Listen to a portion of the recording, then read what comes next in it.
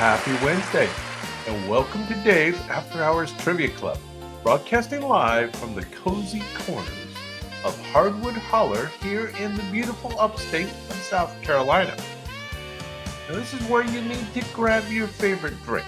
You need to find a comfy spot, and you can settle in. Tonight isn't just about Hollywood magic trivia, it's about curiosity. It's about memory and the thrill of discovering something that you didn't know that you already knew. Now, we do usually go live on Sundays with After Hours Trivia Club. And now again on Wednesdays with our Best of Hollywood Magic Trivia. We are testing out our new schedule at 8 p.m. Eastern and 5 p.m. Pacific time. So mark your calendars and don't be a stranger. Now for tonight's categories, first we will be exploring the top 20 Denzel Washington movies, a channel favorite.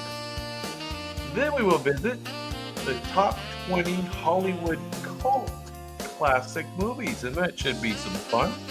And we do have a bonus round standing by if we have enough interest for a third round later on. And hey, don't forget to visit davidhansonart.com to snag some of the art from tonight's show. Every piece tells a story, and now some of them can hang on your wall at home. Now do say hi in the chat. This is where you will throw out your wild guesses, or if you want to just hang out and enjoy the ride, that's fine too. And a special note, tonight is our second show on our new fiber optic internet, and we are now in 1080p. So do let me know if it is noticeably better or no. Also, YouTube is now streaming to both vertical mobile on one feed and landscape for the TVs and computers on another stream. So there are two feeds at my channel, and if you are on one that doesn't seem like it's super well formatted, you might want to try the other one and see if you like landscape better. And finally, it is my mom's birthday today. So happy birthday, Mom. All right, with that out of the way, let's cue up our first round. We're going to fire up the robots, and we will let the games begin.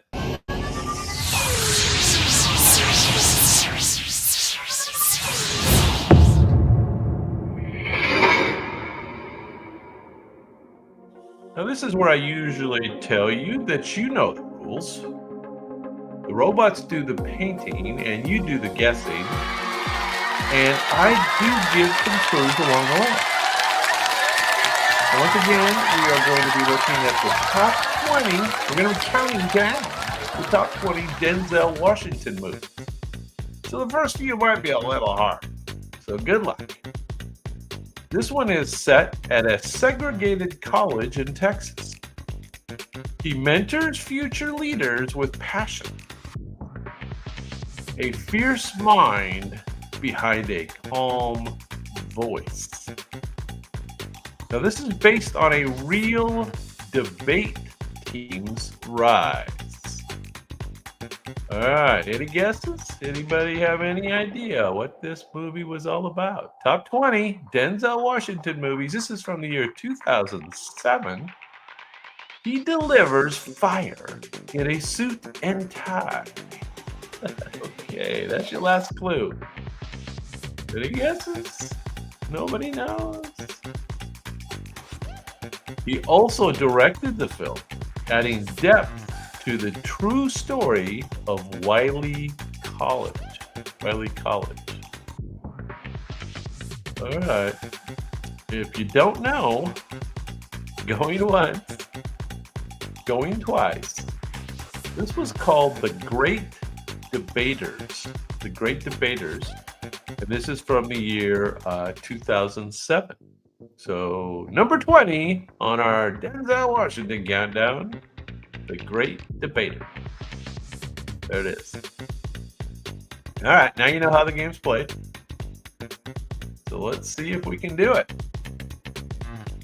Number 19 is a haunted cop with a quiet intensity. Well, that's every Denzel movie, right? A string of murders unsettles the town. Now, my favorite bad guy, maybe yours, Mr. Rami Malek, joins the dark pursuit. I guess maybe he's not a bad guy in this one. Layers of guilt hide beneath the badge. Oh, yeah. We have another guy that's a really good bad guy in this movie. The other really good bad guy is he stares down a super creepy Jared Leto. Jared Leto. All right, now this isn't that long ago. This is from the year 2021. The script was originally written in the 1990s, but it sat for decades before it got made. Anybody have a guess? Denzel Washington Movies, top 20 in fact. This is number 19. This one's called The Little Things. The Little Things. There you go. The Little Things. All right, well, that's okay. Let's try number 18. Here we go. Denzel Washington top 20 countdown. A Florida cop caught in a deadly web. Hey, Rita. What's going on? Good to see you. Suspicion, betrayal, and time are closing in. He's framed for murder he didn't commit. He's framed for a murder he didn't commit. Can he clear his name before it's too late? Now, this is a noir-style mystery with sun and sweat. All right, Florida cop caught in a deadly web. Suspicion, betrayal, and time are closing in. He's framed for murder. Anybody remember this one? This was filmed in the Florida Keys, somewhere we'd like to visit. Am I right? The setting mirrors the heat of Denzel's pressure cooker plot. All right. You gotta get a guess from the year 2003. This is Out of Time.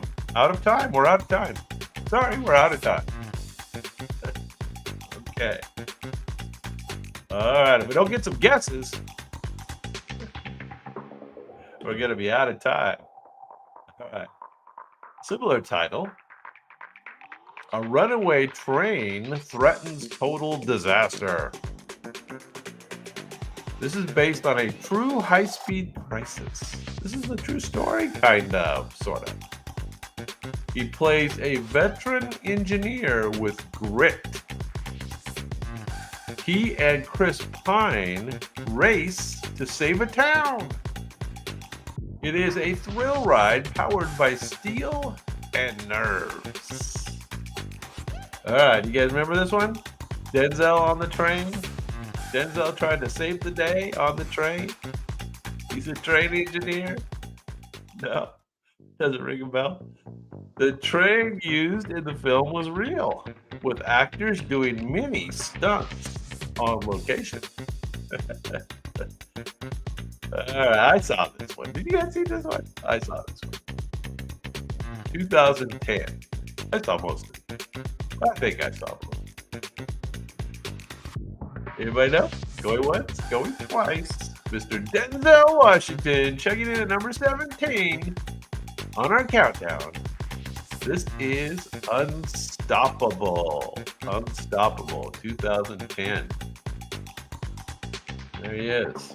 Denzel. All right, they get more and more familiar because this is a countdown to the number one Denzel Washington movie. All right, number 16. You might remember this. I remember this. 1996. A war mystery unfolds from multiple angles. He's haunted by past mistakes in combat. He's tasked with reviewing a female soldier's honor. He's tasked with reviewing a female soldier's honor. Guilt, redemption, and moral fog in the Gulf. About the Gulf War. Truth becomes the hardest enemy to face. Often does. Often does. Remember the name of this? He's like a military lawyer, right? What do they call it? JAG or something? Don't mind it. The film features one of the first major depictions of women in modern military combat. There you go. That's what it's all about. And he's a lawyer.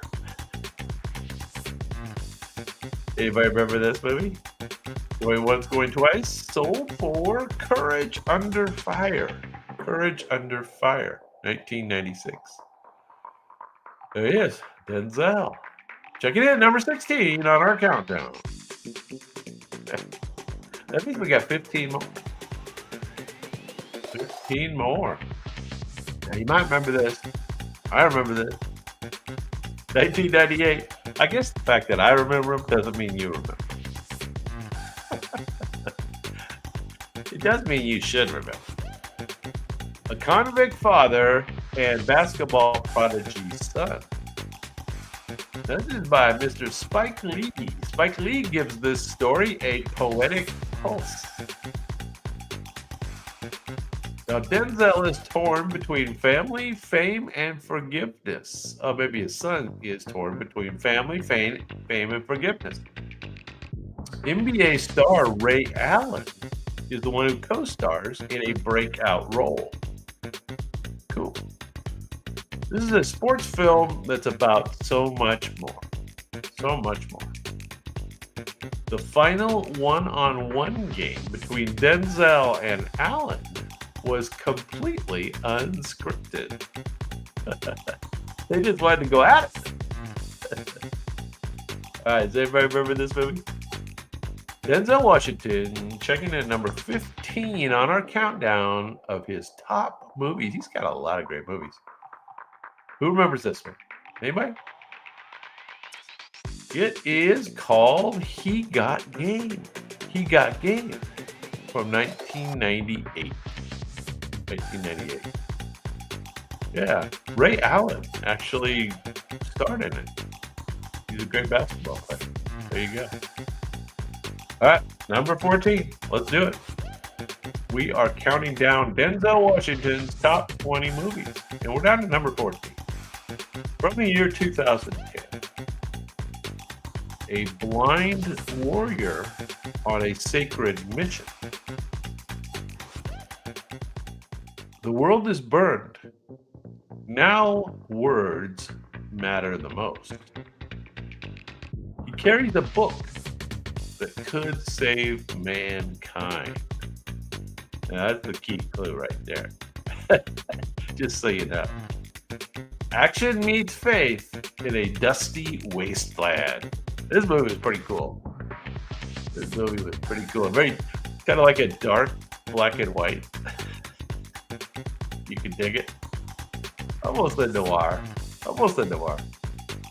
The twist in the movie makes you want to rewatch it immediately because you have no idea what happened. Who remembers this one? Who remembers this one? Nobody. Mila Kunis is in this. Mila Kunis. Yeah. That's what I say. Denzel trained in martial arts for months to do the fight scenes in this movie himself. Anybody know?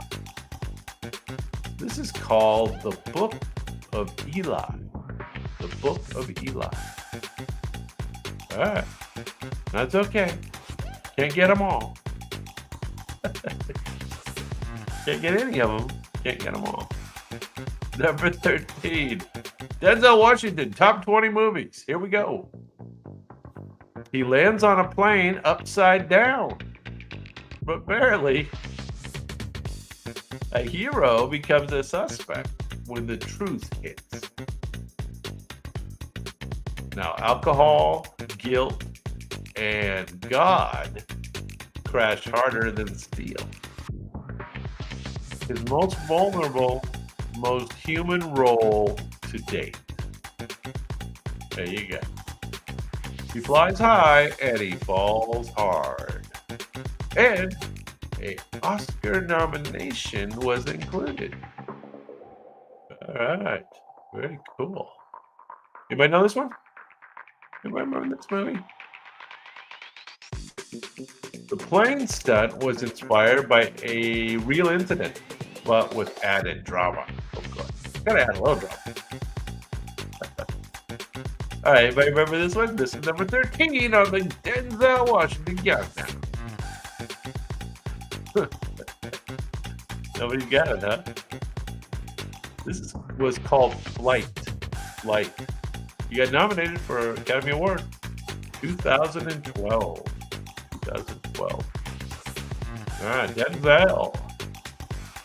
All right, they get more and more well known as we go down the list. Number 12, from the year 2006. A bomb tears through a New Orleans ferry. He's pulled into a time-bending investigation. Tech and love blur as past and future mix together. Can he rewrite the moment before it happens? This sounds interesting. Sounds like some time travel involved. This is a sci-fi thriller with emotion and explosions. Which helps.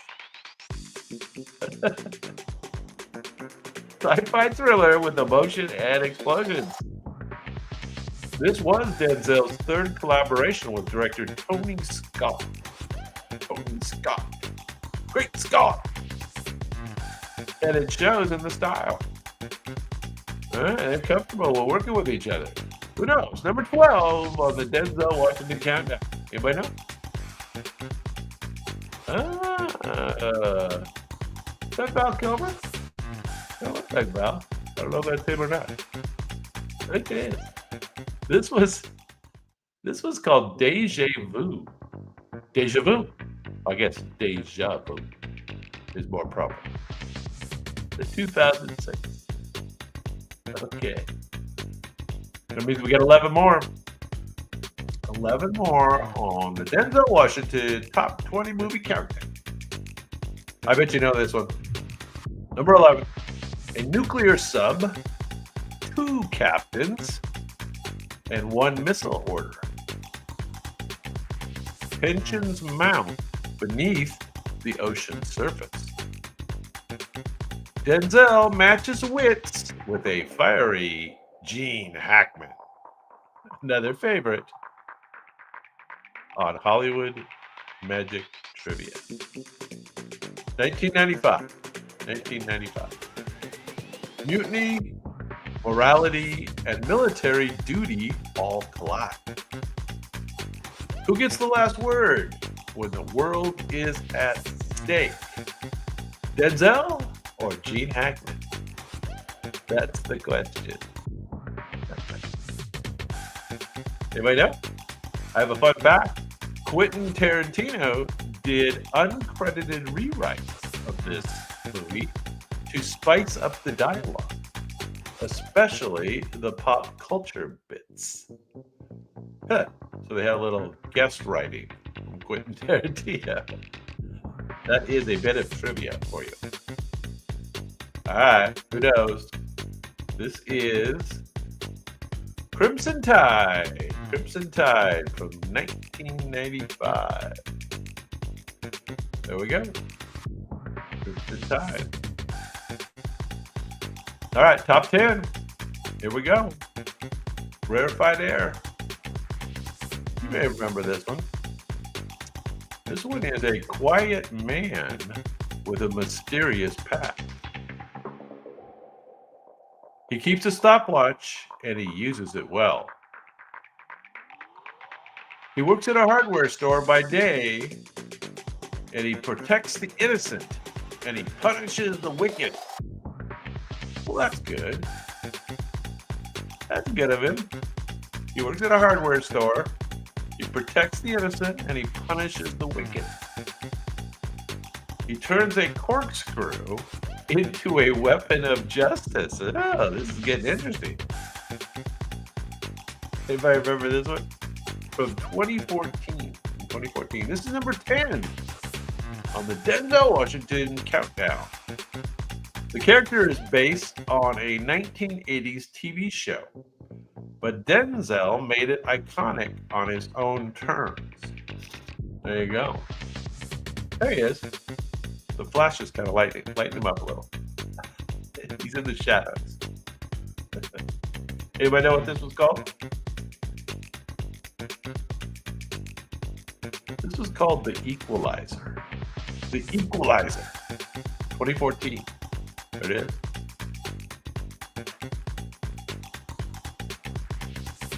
Excuse me. All right. Number 9. Number 9. From the year 2000, a coach walks into a racially divided locker room. A story old as time. He leads with discipline and heart. This one is based on true events in 1970s Virginia. A football team becomes a symbol of unity. All right, football movie. I remember this one. Pretty good. Inspirational. It's called, the saying was left side, strong side. Left side, strong side. I don't know. I mean, I guess that meant the left side was the good side. I don't know. It meant something. Many of the film's players were based on real people who later reunited for the movie premiere. Yeah, it's cool. So it's kind of a real story, I guess. From the year 2000. Turn of the century. Y2K and all. Anybody know? This is number 9 on the Denzel Washington countdown list. How about Remember the Titans? Now you'll remember the Titans. Remember the Titans. There you go. All right. Let's see if you can do better. Here we go. Number 8. Number 8. A boxer wrongly imprisoned for murder. Oh, okay. That doesn't sound good. He turns his cell into a sanctuary of the mind. A teenage boy helps change history. Denzel's rage simmers under the surface.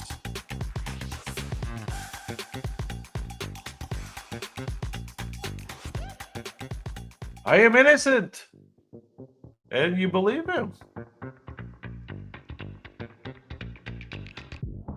Sounds pretty good. I don't know. You guys see this? Anybody see this? No? The real Reuben Carter said Denzel's portrayal truly captured my soul. Oh. So the real person said Denzel played it straight.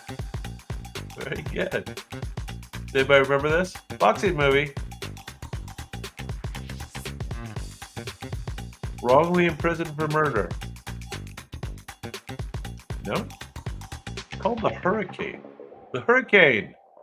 1999. Yeah. There you go. Denzel Washington. Who knew? Who knew? All right. We're down to the top 7. Top 7 Denzel Washington movies.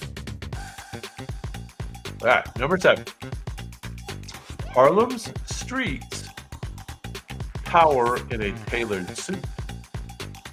This is based on a real drug kingpin named Frank Lewis. Frank Lucas. His empire rises with ruthless business savvy. I remember that. This is a good movie. I remember this movie. And partly because I really like Russell Crowe plays the detective on his trail. Russell Crowe is the cop trying to get him. Couldn't get him. My man, a cold catchphrase with weight. All right. Anybody remember this movie? Denzel, based on a drug kingpin, Frank Lucas. The script took a year to develop, with Denzel signing on after several rewrites. Harlem streets powered in a tailored suit. No guesses. This is American Gangster. If you haven't seen this movie, I recommend it. Russell Crowe. Russell and Denzel. What could go wrong? Nothing. All right, top 6. Here we go. Number 6. This was a little different. Evil whispers through a haunting Stones song. A serial killer dies, but the horror lives on. Now, Denzel plays a detective chasing the invisible. The demon passes through touch. Ooh, this one sounds interesting.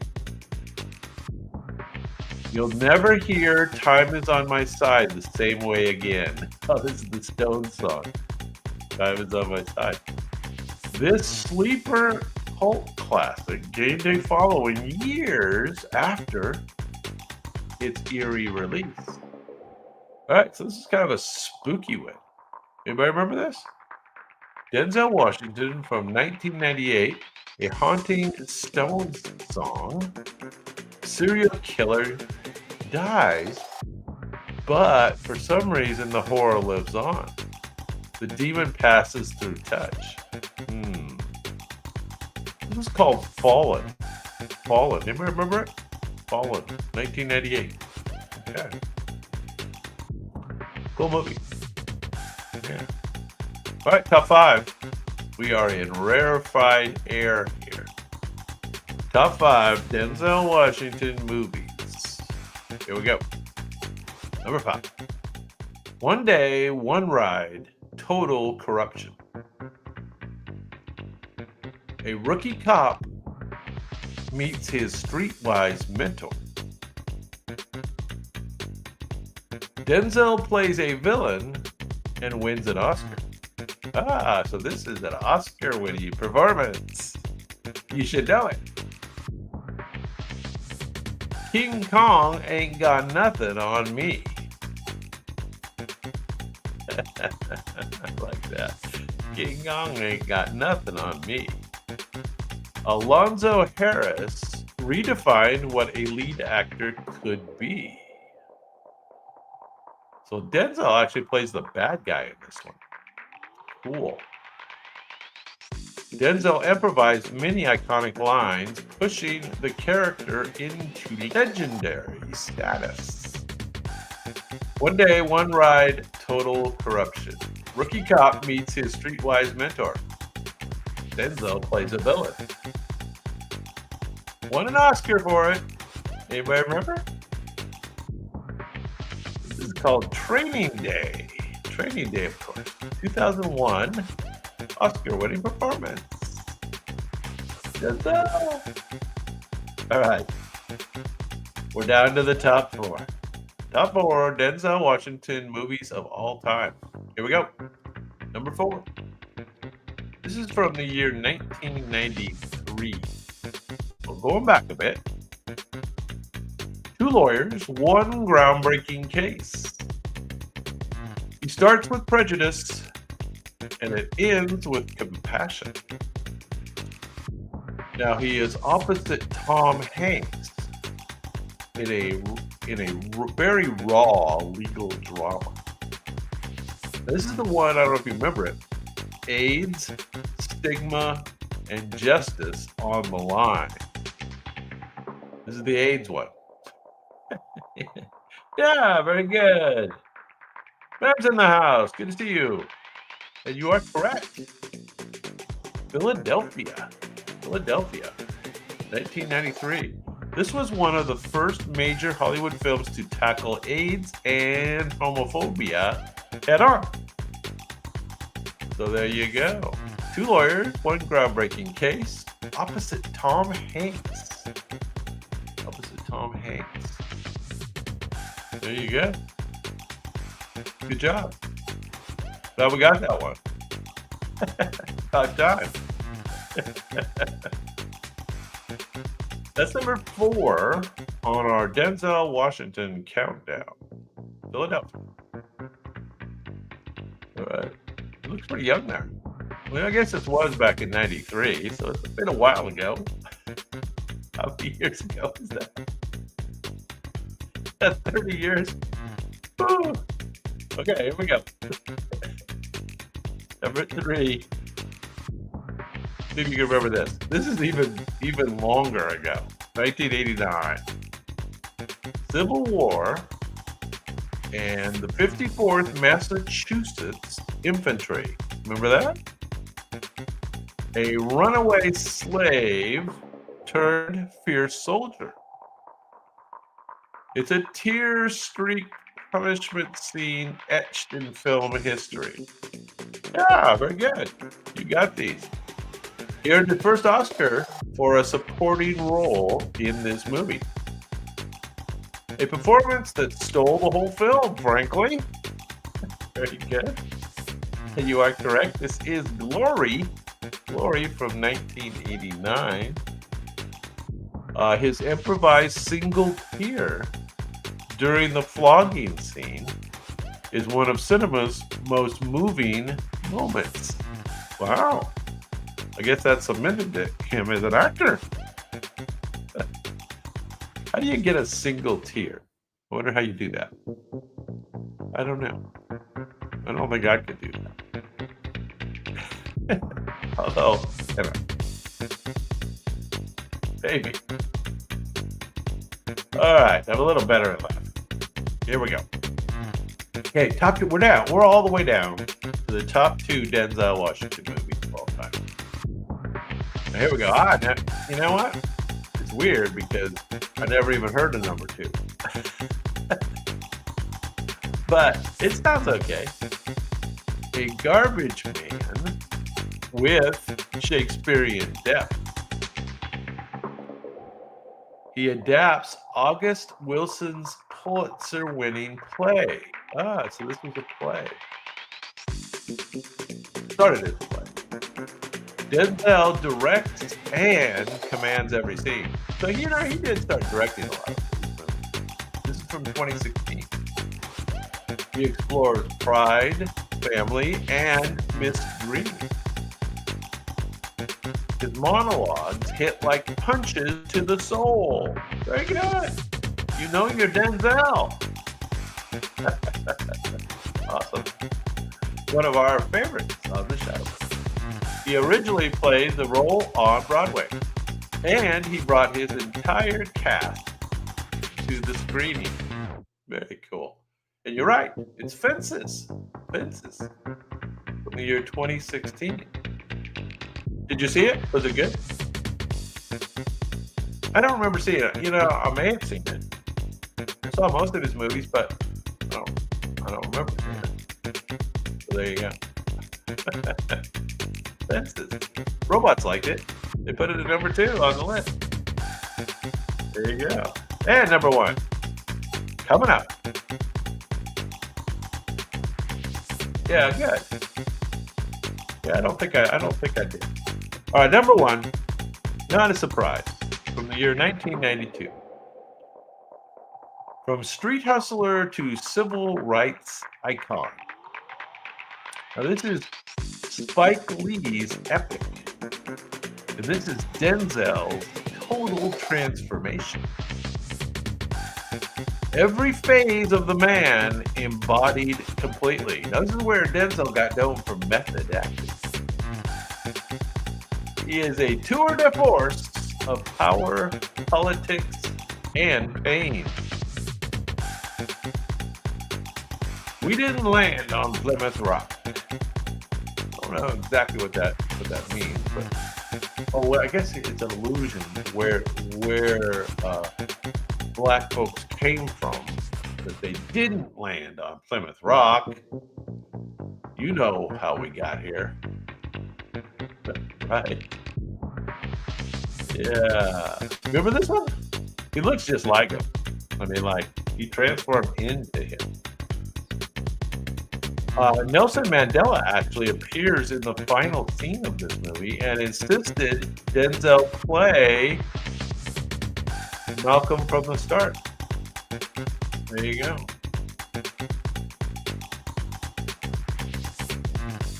There he is. Malcolm. Welcome back. All righty. All right, we're going to do that way. Thank you. Answers there at the end. Good.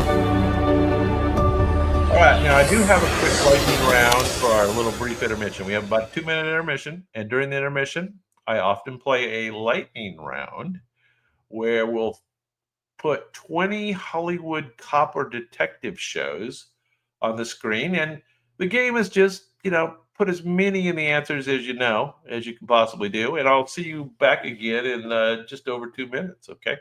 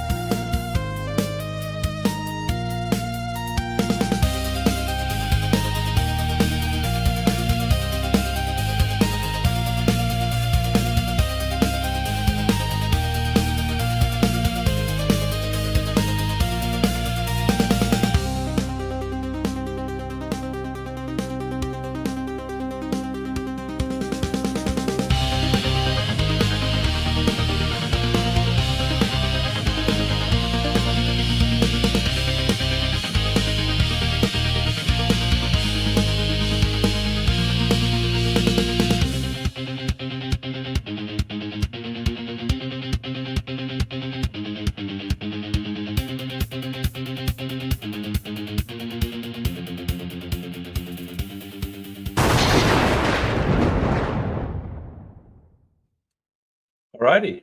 Did you get a few of those? How'd you take an intermission like me?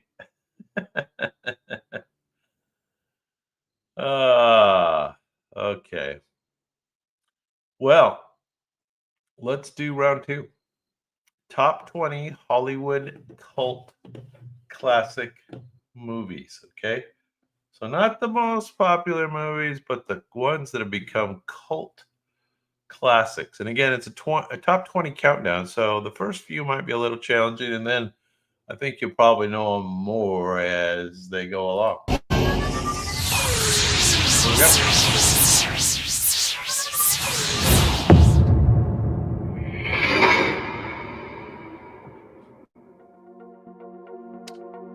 All right, once again, you know the rules. Robots do the painting, you do the guessing, and I am the guy who gives the clue.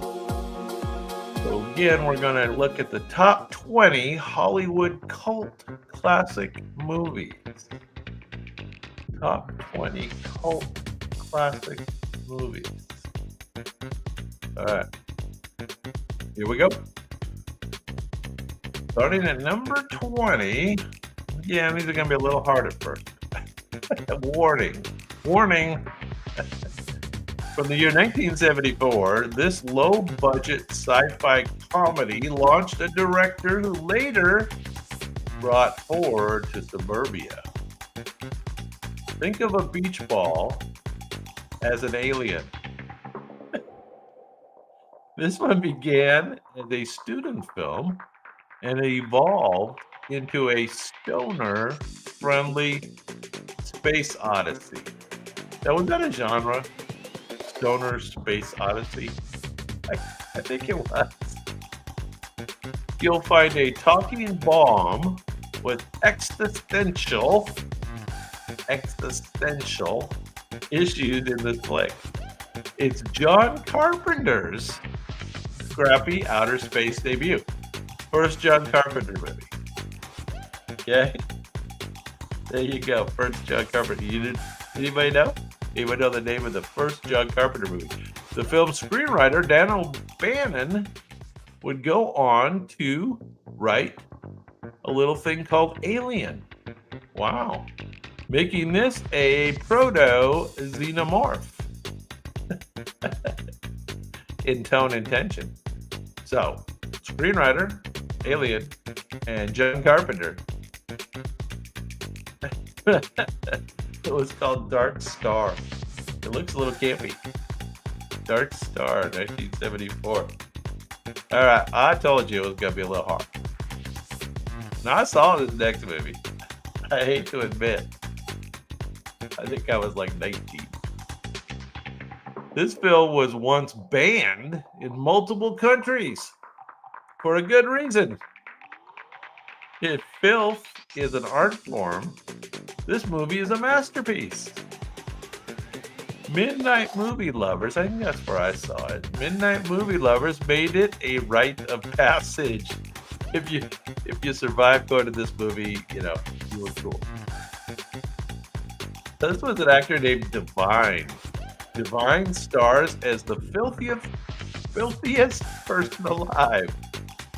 And he proves it, or she proves it. John Waters' shocking classic redefined what bad taste was. Sounds wonderful, right? It was very popular, though. It was.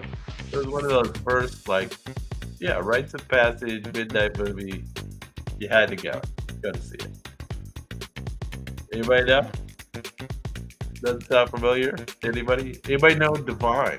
Anybody remember Divine? Or John Waters? This is called Pink Flamingos. Pink Flamingos from the year 1972. Pink Flamingos inspired generations of filmmakers to embrace underground aesthetics and provoke with pride. All right. Yeah, there you go. Pink Flamingo. I saw it. I saw the next one too. The next one was a little more popular. From the year 1995. Now this was widely panned, but like most cult movies, it was wildly quoted. This film is Vegas excess incarnate. I knew that was the reason I liked it. There was a time in my past where I might have been described as Vegas excess incarnate. True story. The pool scene, legendary for all the wrong reasons. It flopped hard in theaters, but found salvation in home video. Now, I don't know if you remember the actress in this. It was Elizabeth Berkley. Elizabeth Berkley. She went from high school halls to stripping stalls. Yes, she did. This is a Paul Verhoeven flick, and it's now a camp classic. All right. There she is, Elizabeth Berkley. You remember this? Las Vegas, kind of a movie about a stripper's story. It was, R-rated. Showgirls, 1995. Showgirls has inspired academic essays, drag reenactments. Oh yeah, the drag folks love this, and an annual burlesque tribute review. There you go. Okay. Well, let's move on. Number 17. Now, I don't remember this one exactly. Kind of a New York thing, I think. 1979. Now, this was Gangs of New York, stylized, surreal, and leather vested. This movie made subway rides feel like Greek epics. Baseball bats, face paint, and furries collide in Coney Island. That sound familiar to anybody? Can You Dig It became a pop culture battle cry. And once again, we're doing the top 20 cult movies in history. Everybody remember this cult movie? Walter Hill's cult gang flick still rules the night. Everybody still loves it. Huh. The film inspired video games, cosplay, meetups, and real-world gang controversy on the release. All right, anybody remember the name of this cult classic from 1979? Baseball bats, face paint, and furries collide in Coney Island. Can you dig it? Can you dig it? I guess not. This is called The Warriors. The Warriors from 1979. Cult movie. There you go. Now you know. Yeah. All right, I think you're gonna know most of them. Let's get it going here. From the year 1984, it's punk rock meets sci-fi, sprinkled with glowing car trunks. The labelless groceries alone are a chef's kiss of satire. This is Emilio Estevez. Love that name. Emilio Estevez plays a slacker turned repossession agent.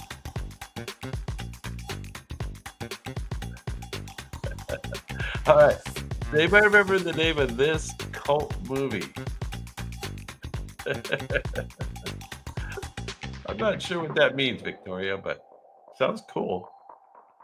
Looks like a Sora 2 prompt. Maybe. I don't know. Anybody remember this one? Alex Cox's cult hit is pure Reagan-era rebellion. Aliens and government conspiracies keep the flick kind of weird.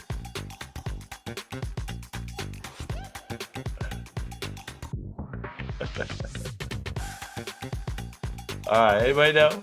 Anybody remember this cult movie? Emilio Estevez.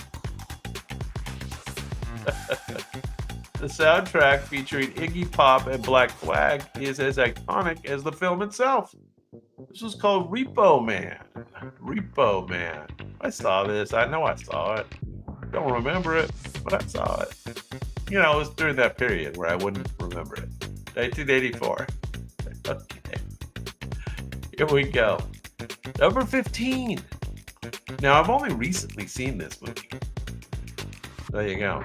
It's from the year 2003. And this movie is often called the worst film ever made.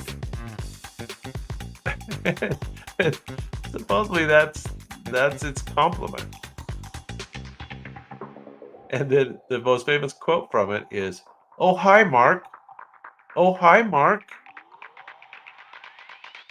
The acting, writing, and editing are all uniquely inconsistent. Now this is Tommy Wiseau. Tommy Wiseau created a disaster piece audiences adore. So the movie was just bad enough to become a cult movie classic. This is the king of so bad it's good cinema.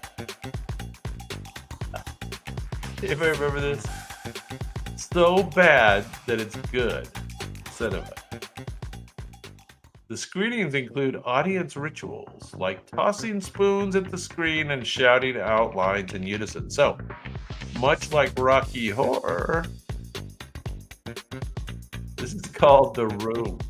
Room. No, nobody knows. No, that doesn't sound familiar to anybody. Tommy, what's up? No. Okay. That's all right. Let's move on. All right. Number 14 on our cult movie classics countdown. They get more and more popular as we go. A bureaucratic nightmare with ducks, not the quacky ducks, the mechanical system ducks, dreams, and dystopia. Orwell would be proud and probably a bit confused. Paperwork is more dangerous than guns in this world. Jonathan Pryce dreams of flying while society crashes. Terry Gilliam's surreal satire skewers authoritarian absurdity. I like that part. This sounds familiar to anybody? Some of these are kind of hard, right? Studio executives notoriously battled Gilliam over the film's ending, leading to multiple cuts and the cult status. There you go. 1985, a bureaucratic nightmare with ducks, dreams, and dystopia. I don't remember this one. Sounds cool though. Might have to watch it. It's called Brazil. Brazil. 1985. No? All right. Hopefully you've heard of some of these next ones. We'll see. Number 13 on our cult movie classic countdown. A jet engine falls from the sky onto a bedroom. Time loops high school and a menacing rabbit named Frank. Sounds complex, like a complex plot so far. Now, this is Mr. Jake Gyllenhaal. This is from year 2001, if I didn't say that. Jake Gyllenhaal broods through existential teen angst. Love that teen angst. You may not understand it, but it feels like it's kind of deep. This is the millennial cult hit with a sci-fi twist. Anybody remember this one? Jake Gyllenhaal, a rabbit named Frank. The director's cut added clarity, but fans still love debating its tangled timelines and its symbolism. Anybody remember it? No? This was called Donnie Darko. Donnie Darko. From 2001. Yeah, Jake Gyllenhaal. All right, top 12. Let's do it. We are doing a cult classic countdown. Cult movies. Hollywood cult movies. Here we go. Number 12. This one's in black and white, but it is from 1994 because color was too expensive. There it is. There it is. These guys aren't even supposed to be here today. Convenience store slackers wax philosophically about Star Wars. Kevin Smith's debut launched the View Askinverse. I guess that's the thing. Askinverse. A DIY indie comedy that became Generation X gospel. I'm not familiar. You familiar?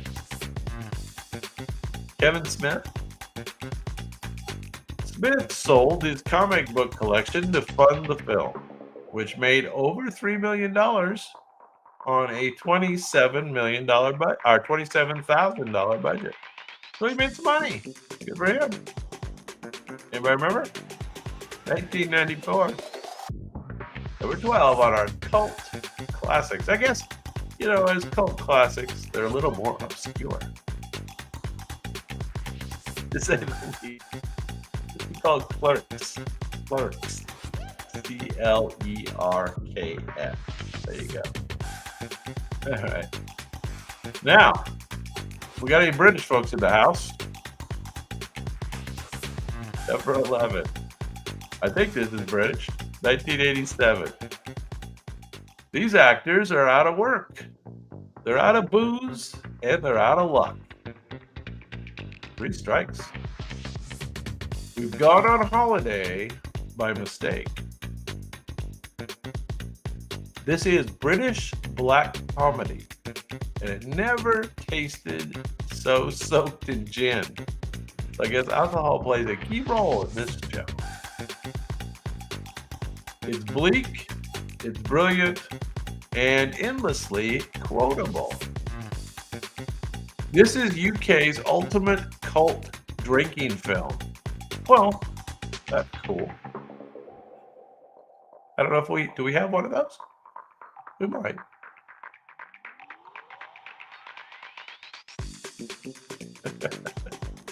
Anybody remember? Devoted fans attempt the drinking game, mimicking every drink consumed on screen, though not advised by doctors.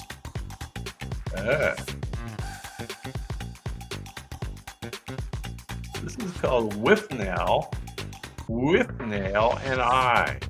Withnail and I, 1987. Cult movie classic. I guess Brits would know about it. I guess so. There they are. All right, let's do the top 10. I bet they're a little more familiar. Number 10. I know this one's familiar. This is all the way back from 1984. Cult movie classic. The band turns it up to 11. Literally. This is a mockumentary. And it inspired real bands. There are Stonehenge props. There are lost drummers. And rock cliches galore. Now, Rob Reiner is the director, but it's the band that steals the show. This is the original rockumentary that parodied the genre to perfection. Does that sound familiar to anybody? I definitely saw this a few times. Real musicians from Metallica to Aerosmith have cited the film as a little too accurate. I guess it showed the lifestyle. Cult movie classic. 1984. Top 10. Nobody remembers. How soon everybody forgets. This is Spinal Tap. Or this is Spinal Tap. A little too accurate. There you go. All right. Let's do number 9 on our cult film classic countdown. Number 9. From 1999. How fitting. Boston Vigilantes with Righteous Rage and Rosaries. Critics hated it. College dorms loved it. Willem Dafoe plays an FBI agent with flair. Love that William Dafoe, right? He's good. Guns, slow motion, and Irish Catholic vengeance. This is a cult hit with a body count and a prayer. Anybody remember this? It's become a cult classic. William Dafoe plays an FBI agent. Anybody know? No? No? The movie's initial distribution collapse turned it into a home video legend. Yeah. So they right away turned it into a home video. This is one of the first ones to do that. And it became very popular. It's called The Boondock Saints. The Boondock Saints from 1999. There you go. If you haven't seen it, check it out. It's not a bad movie. It is a cult classic, so there you go. All right. This one's kind of weird. I didn't realize it was a cult classic, though. Number 8 on our cult classic countdown. As You Wish May Melt Your Heart. Fencing, fighting, giants, revenge, miracles, and true love. Got it all. It's a fairy tale that mocks fairy tales. Cool. Mandy Patinkin's swordplay gets personal. You killed my father. I didn't see it, I don't think. Maybe I did. It's endlessly quotable, and it's surprisingly deep. That would be a surprise to me. Anybody remember this one? No. The film struggled at the box office, but it exploded in popularity once on VHS. It became a cross-generational classic from the year 1987. Nobody knows? This is called The Princess Bride. The Princess Bride. As You Wish. Okay. All right, I think you gotta know most of the rest. Cult movie classics. Here we go. Number 7. Number 7 on our list. A death-obsessed teen falls for a 79-year-old anarchist. This was pretty weird, I gotta say. This is dark comedy meets sweet romance in a cemetery. Sounds like a cult movie. This is the part I remember. Cat Stevens provides the mellow, melancholy soundtrack. Suicide gags somehow turn into life-affirming joy. This unlikely love story became a counterculture darling. Yes, indeed. Yes, indeed. This is another one of those midnight movie classics, I think. Its initial critical failure turned into enduring love through word of mouth and lots of college screenings. You know, for some reason, college students like this. I don't know. I guess. I think that's what I saw when I was in college. I think so. 1971. This is Harold and Maude.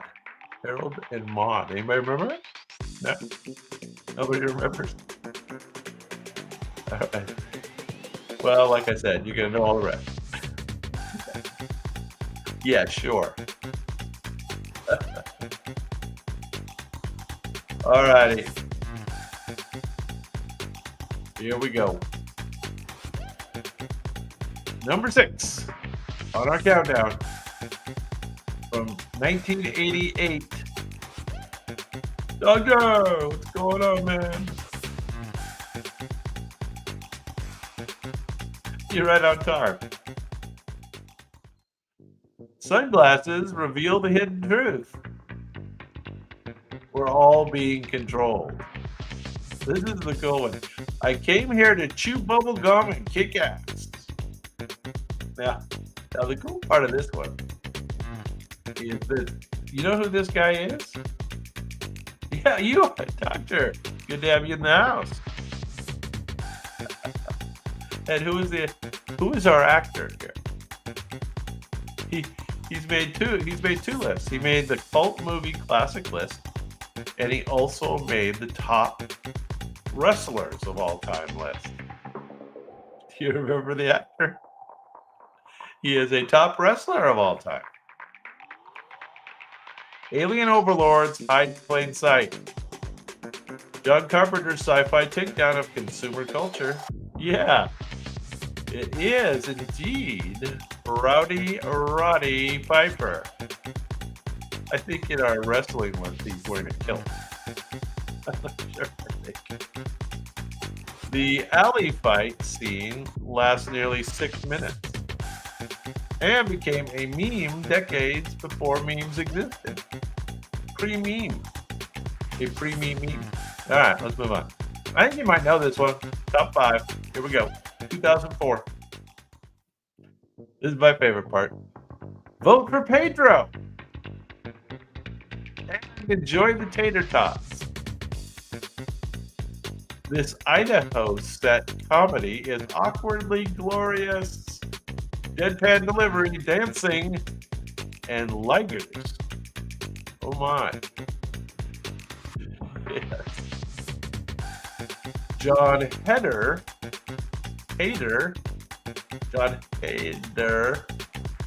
became a cult hero overnight. It's quirky, it's quotable, and unmistakably one of a kind. Yes, of course it is. There he is. The film's ultra low budget and breakout Sundance buzz made it an indie phenomenon. This one actually did pretty good at the box office, right? I think. Pretty sure. Is the buzz from Sundance. Sundance buzz.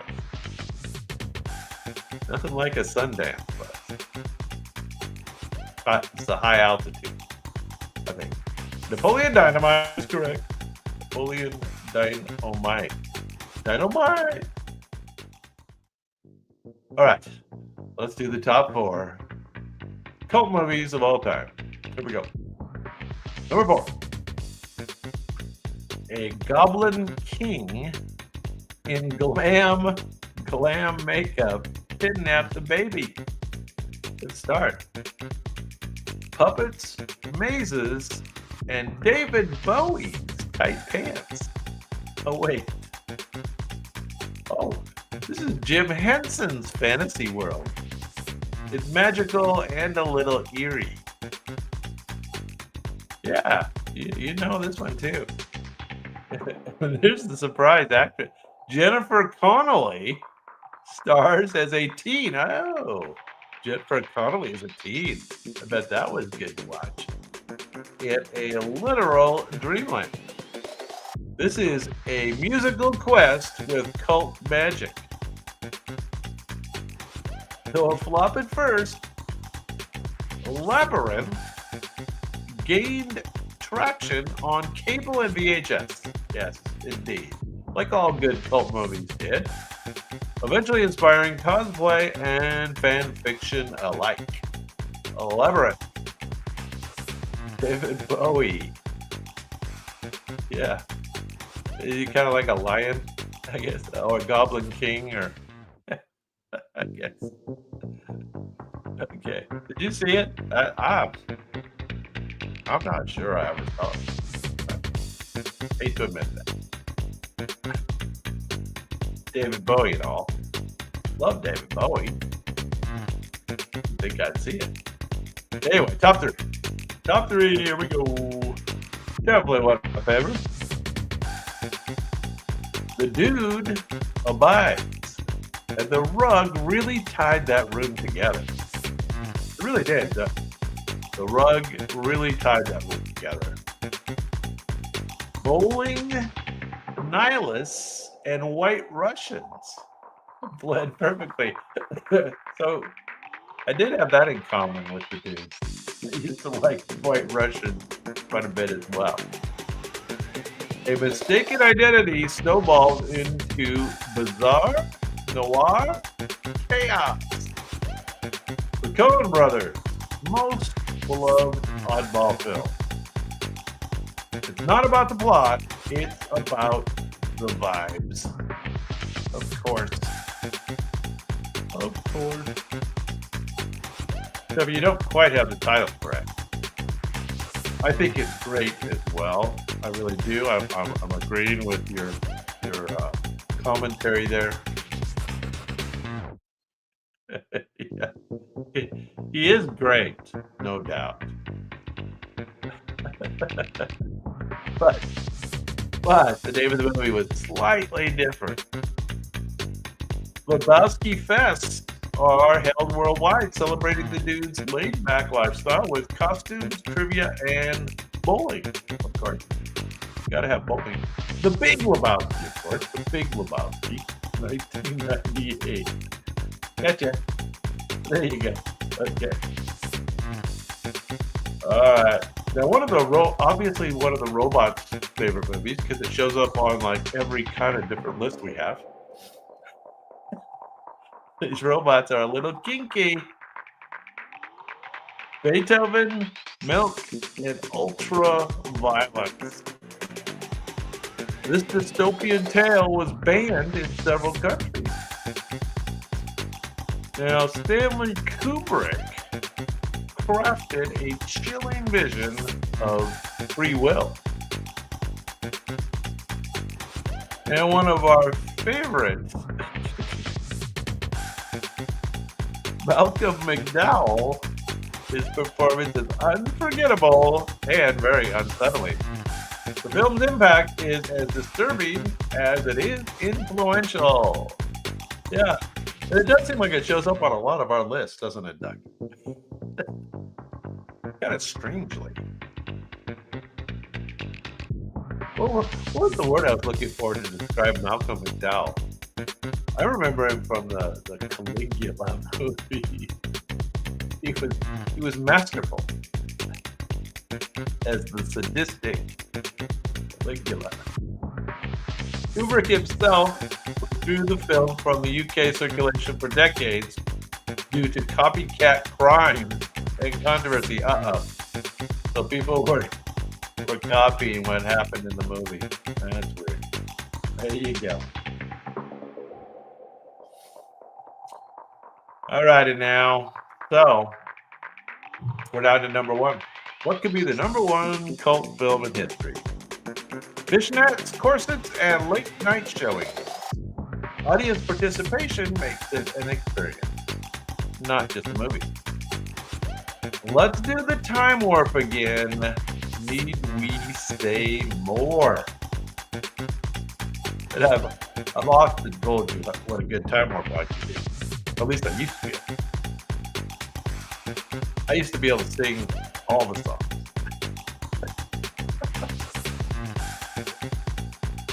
Tim Curry's Dr. Frankenfurter leads the cult of cult classics. By far and away, the number one cult classic of all time. Let's do the time warp again. This is the ultimate midnight movie experience. It's the longest running theatrical release in film history, still playing in cinemas nearly 50 years later. Yes, indeed, the Rocky Horror Picture Show. Damn it, Janet!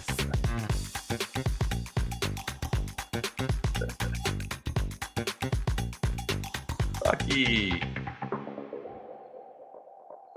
I see you quiver with anticipation. Rocky Horror Picture Show. There you go. Well, we have had a little bit of late attendance tonight, Doctor. Glad you're here. We had somebody playing the first, one person playing the first round. Uh-oh. Yeah, well, I I wasn't on that, but I'm sure I've been on I think brownies might have been a popular thing to, eat before going to Rocky Horror. That seems that seems familiar. Yeah. But that would always make the experience good. Uh, Also, another good movie for that would be, Woodstock, right? That used to play at the midnight movies. That was awesome. Anyway, lightly attended tonight, doctor. I don't know if anybody else is in the house, but I don't know if there's any commentary about the 8 o'clock start versus the 7 o'clock start because I know King would really like us to move it back to 7 o'clock.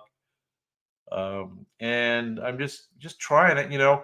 Last Wednesday, you guys all showed up like late, late. It was like 9:30 or something. You wouldn't have even been there if I didn't start the show at 8 o'clock. So it worked out pretty well last week, but tonight's been very light. And I was going to do it 8 o'clock on Sunday also just to test it one more time. I think I'll still do that. But anyway, think about that. If you just assume it started at 7, yeah, I know. I know it adds an extra hour. But I mean, 7 o'clock's already too late for them, to be honest. But yeah, I think it does. As long as the UK people are going to continue to be our mainstay, I I feel the same way. Probably should switch it back. Probably should switch it back. The only thing is as we got towards the end of all these shows, we had a lot more looky loos coming in. Not too many players, but sometimes a player, and they would all be at the end of the show, and that's why I kind of thought about maybe changing it to 8 o'clock to help. But tonight hasn't been too good. I don't know. It might just be a bad.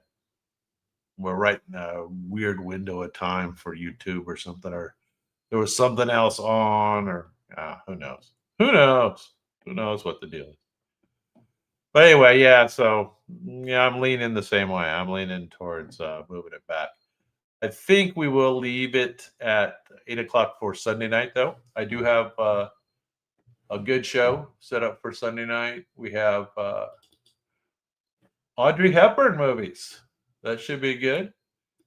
We have gangster movies. So, top 20 Audrey Hepburn movies, top 20 gangster movies, and then an encore of top Tom Cruise movies. So, it should be a good night on Sunday for sure. So hopefully we'll get some folks in the house. I don't think I'll play round 3, Doctor. It's just too late tonight. So we will hopefully see more people on our regular Sunday night show. And with that, I will say goodnight. Thank you for showing up. Thank you for being here. Yeah. And see you Sunday. Thank you, everybody. Appreciate it.